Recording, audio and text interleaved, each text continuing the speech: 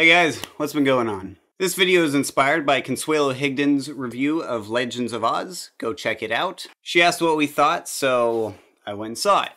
Firstly, thanks for asking our opinion of things. That's kind of the conversations we wanted to have when we set out to start Critical Hit.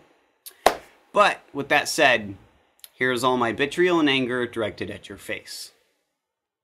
That was a joke. You'd have to watch her video to get it. So I in no way want to focus one-to-one with Consuelo's review because it's great and you can watch it right here. But since this is kind of inspired by it, I am going to float around it a bit. And I do want to point out two different perspectives I think we had going into this film that sway our opinion when we came out of it. Firstly, I don't have any reference for any of the Oz books. I've seen the old movie, but that's about as far as my contextual knowledge goes. And secondly, I'm very passionate about holding every movie to the same scale. Meaning, I'm going to walk into Legends of Oz, Nutjob, and Cars 2 with the same expectations as Tangled, Frozen, How to Train Your Dragon, and Big Hero 6. Because if I come out of a film saying it was good only because it was better than I expected, well, what is that saying about the people who made it? It's like saying it's good for a kid's film. I mean, we all have our movies that aren't great, but we like for personal reasons. But I do generally keep everything to a pretty high standard. And there's nothing wrong with liking this movie or any other movie. We all different, yo. But I'm preaching to the choir here, but for me, everything will always come down to the main issue with this film is there's really no character to kind of latch onto and care about. There's not really a clear main character. I mean, Dorothy Gales is sort of the obvious choice, but really she's underdeveloped to the point where, I don't even know her by the end of the film. The most developed characters are the Jester and Marshall Mallow, which Marshall Mallow doesn't come in until a third of the way into the film, and the Jester is painted pretty clearly as someone we're not supposed to sympathize with. So if Dorothy is the main character, how am I supposed to care about, her struggle to save her friends in this world that she cares about if I don't even, know her as a person? Tangentially related, the conflicts are purely superficial. The characters don't change or grow throughout the film. At the beginning of the film, Dorothy is this rambunctious, outspoken girl, explained to us by Fraud Pimp Guy. And at the end of the film, she's still an outspoken individual. We have some pretty vulnerable scenes with Marshall, and Owl actually grows when he starts flying again. And both are really endearing scenes, but neither are with the character that we're supposed to care about most. As well, although the main conflict of the film is clear throughout the whole film, it's in this strange limbo area because Dorothy, the main character, is unaware of it for the first half of the film. But we as the audience know it is the whole time.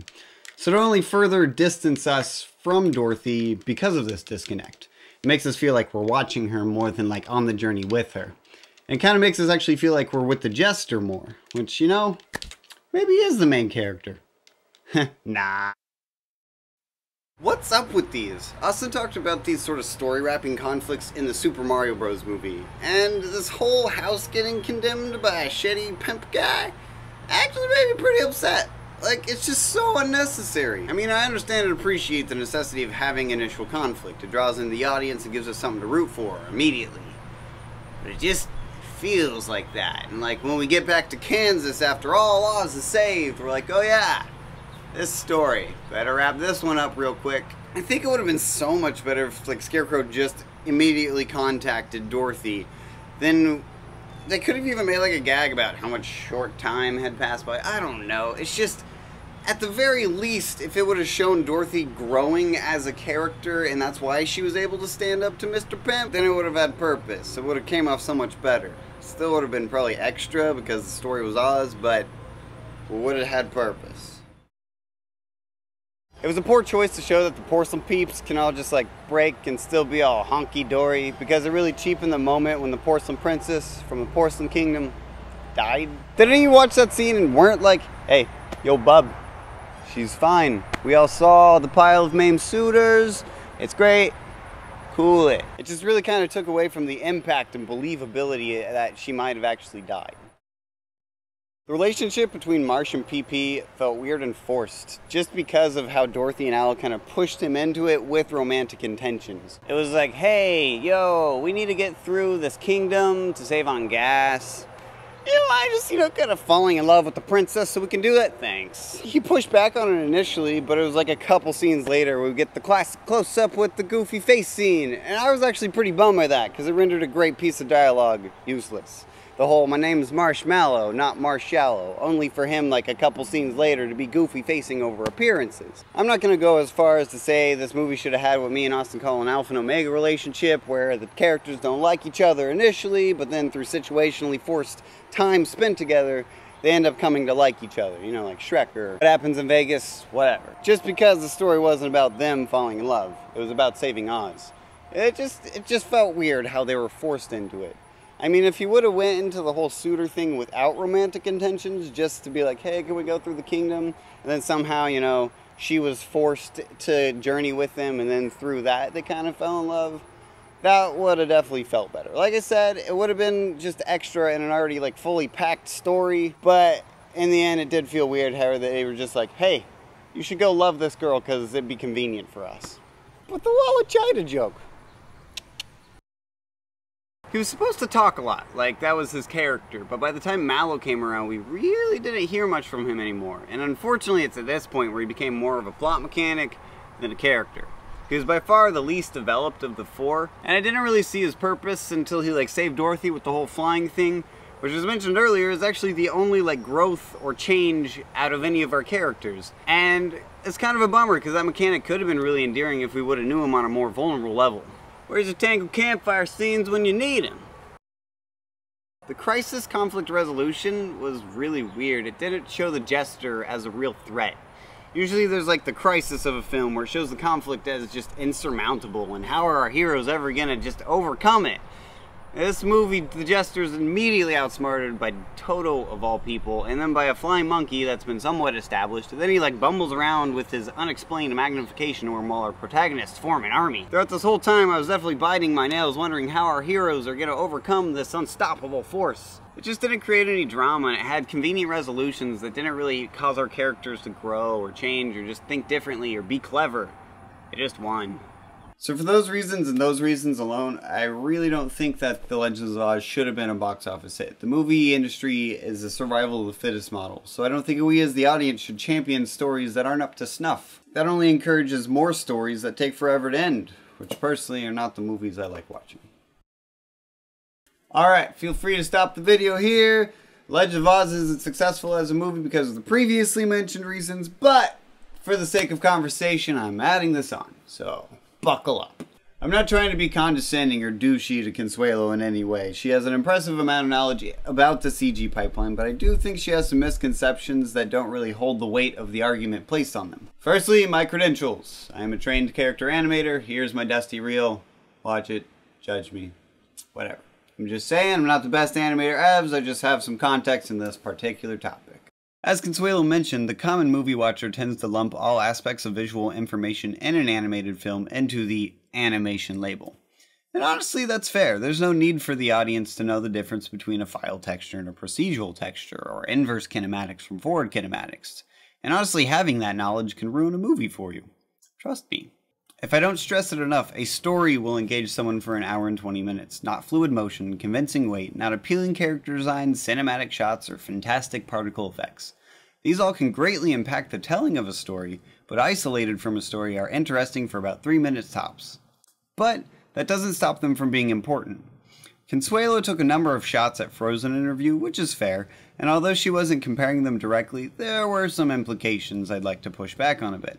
Especially in regards to the quality of animation compared to Frozen. The strictly speaking animation, being the weight, acting, and fluidity of character movement, was leagues better in Frozen. That's a given. Disney is Disney, they're gonna hire the best of the best. That's why I don't work there. As much flack as I get for not liking Frozen, this is not the first time this scene has come to my attention, so in no way am I attacking Consuelo. But this scene, right here, this scene is my jam. I want to take these individual frames and post them on my wall in sequence to remind me what animation is. In case you're not aware, animation is cheating the eye to create the effect of movement.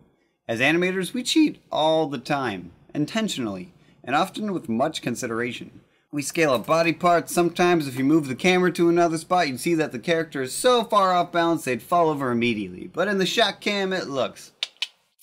And sometimes things go through characters. This is done to simplify movement, make things more clear, and to keep the focus of the scene where we want it. It happens. This hair situation, I can without a doubt assure you that this was a hard discussion by a lot of people on how to navigate this particular acting choice. At the very least, the animation and hair sim. But more likely though, the director, animation leads, and anybody else walking by with an idea was involved in the solution to the specific simulation complication. This was intentional, and in my opinion, a very smart and really cool cheat. I applaud the person who saw this, but how many of you actually saw this in theaters? I'm just saying! The character animation in Legends of Oz left quite a bit to be desired. It was by no means bad, it just wasn't as polished as films from other studios. Without getting too technical, some examples include the lip sync was particularly chatty, meaning the use of too many mouth shapes creating an unnaturally quick and clicky feel to the mouth performance. Some of the slower actions feeling floaty, meaning the character moving at a consistent speed creating an unnatural floaty feel, which is a common struggle in CG animation. Many of the quick movements lacked the feeling of convincing weight. And lastly, the expression on various characters was lacking and felt lifeless at times. In particular, Dorothy and many of the background characters weren't pushed to a convincing level of expression, and this is not at fault to lesser quality textures. If anyone's curious about the more technical stuff, hit us up on the tumbles and I'll further explain, but simply the lighting and textures can make an audience say that the animation was bad, when they mean that the lighting and textures were bad. But so can the animation. And also, if done well enough, the animation can overpower the limitations of the more visual stuff. The best example will always be Toy Story. That movie was working with the smallest of small and the limits of limits, yet the general public has always admired that film. Personally, I thought the lighting and textures looked good in The Legend of Oz. Again, if you're interested in a more in-depth / technical response to my inclinations of the stale performances, tumbles it up. The biggest pitfall in the animation category was the cloth sim, by far. It just wasn't good. If anything took me out of the story the most, it was that burlap bag or a sheet falling in the ground. Just didn't look believable. In the end though, The Legends of Oz did accomplish its task of creating believable motion and a believable world. But if I can't connect to the characters to care about the story they're in and therefore keep my attention, what's the point? It might seem harsh, but you create the geometry, animation, textures, and lighting to tell an engaging story. If you don't accomplish that, well, it's a huge opportunity missed. Well, there you go. What do you guys think about any of it? Legends of Oz, animation, Elsa's hair flip. You know, we'd really like to know. It's been a while. As far as our schedule, we really can't put stuff out as much as we used to. When me and Austin started this, it was like me and him in that apartment, and neither of us had jobs. It was just like, what else are we gonna do than post videos to the internet all day? But unfortunately, we did have to get jobs, and also we have become involved with a lot of other projects outside of this that is taking up quite a bit of our time. For instance, I'm working on this animated short with a bunch of my friends from school, and we just made a Tumblr. We've been working on it for about 7 months, and we might post progress, you know? Check it out if you're interested. Just saying. So that's that. We just can't post things as much as we used to, but we definitely will post them. The How to Train Your Dragon video, rest assured, it will come.